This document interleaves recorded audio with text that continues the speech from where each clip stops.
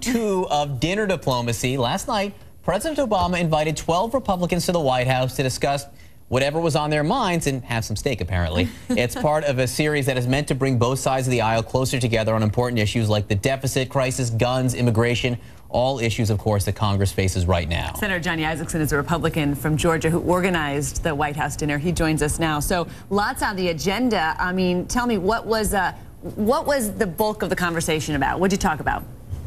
Well, the bulk of the conversation was driven by the members the president allowed to come, and most of the conversation was about debt, deficit, our growing national debt, our fiscal policy, and reforming entitlements. It was a very meaningful 3-hour discussion, a free-flow exchange of ideas from both sides. Last time, during the first meeting, the members came out and said they were struck by the fact that the president really seemed willing to listen. What was your take on the tone in the room?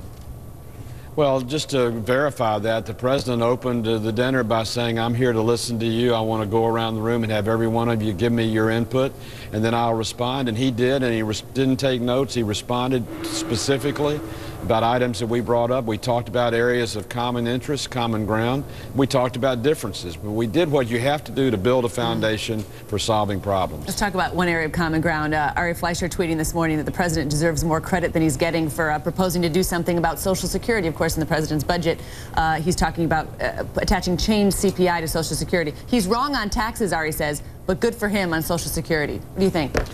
Well, it's very important. People need to understand that by 2037, Social Security payments are going to be reduced by over 25% because of the declining trust fund.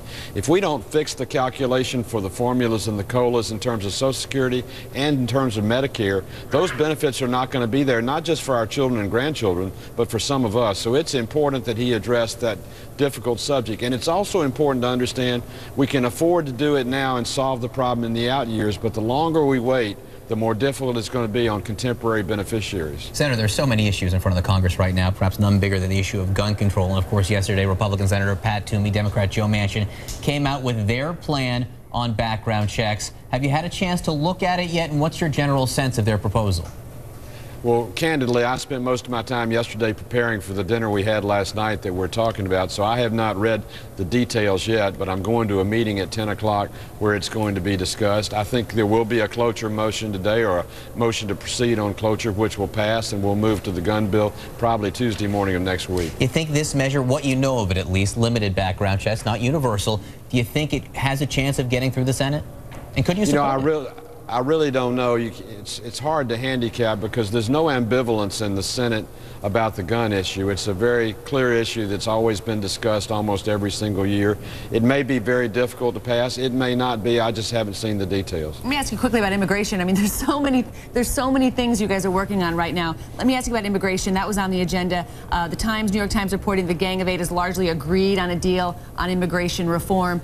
It would delay a path to citizenship until after there was some border security and some verification of border security. Where are you guys on this? Well, border security is the absolute key. It's a non-starter if you don't do that. But I know the group's been working hard. I had a good conversation with Marco Rubio yesterday. I think he's beginning to feel better and better about the security on the border as the first predicate for reform. But there's no question that immigration reform is an issue we must address. We've got to get out of the amnesty business and into the citizenship business where people are doing it the right way, not the wrong way. And we've got to have a way to get the H-1B high-skilled workers and the H-2A farm workers into our states to be able to pick our crops and help develop our technology. A lot of work still to be done. Thank you, sir. Senator Johnny Isakson, nice to see you this morning. Back to our top story right now.